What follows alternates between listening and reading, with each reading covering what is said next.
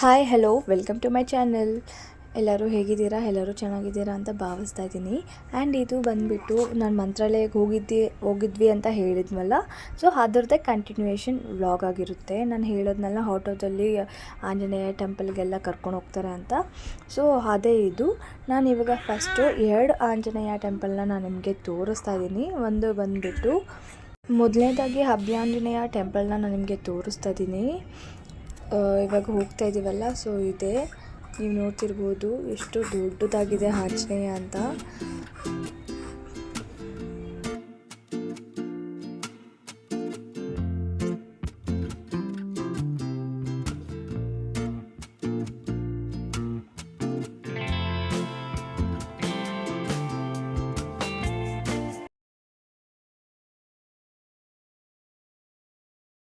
And ನಾವಿಲ್ಲೆಲ್ಲ ಮುಗಿಸ್ಕೊಂಡು next ಬಂದುಬಿಟ್ಟು ಪಂಚಮುಖಿ ಆಂಜನೇಯ ಟೆಂಪಲ್ಗೆ ಹೋದ್ವಿ.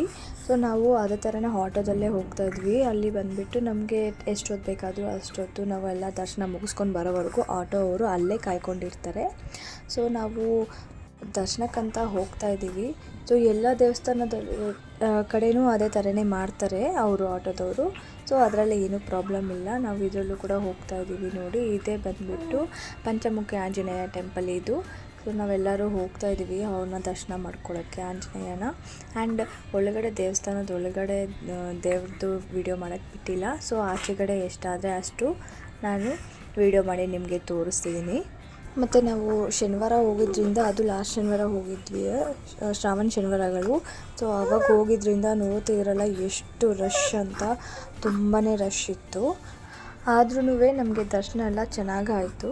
ಆ್ಯಂಡ್ ಮತ್ತು ದರ್ಶನ ಎಲ್ಲ ಅಲ್ಲಿ ಮುಗಿಸ್ಕೊಂಡು ನಾವು ಇದೆಲ್ಲ ಹಿಂದೆಗಡೆ ದೇವಸ್ಥಾನ ಹಿಂದೆಗಡೆ. ಸೊ ನಾವು ನಡ್ಕೊಂಡು ಹೋಗ್ತಿದ್ದೀವಿ. ಅಲ್ಲಿ ಲಕ್ಷ್ಮೀ ದೇವಸ್ಥಾನ ಇದೆ ಅಂತ ಹೇಳಿಬಿಟ್ಟು.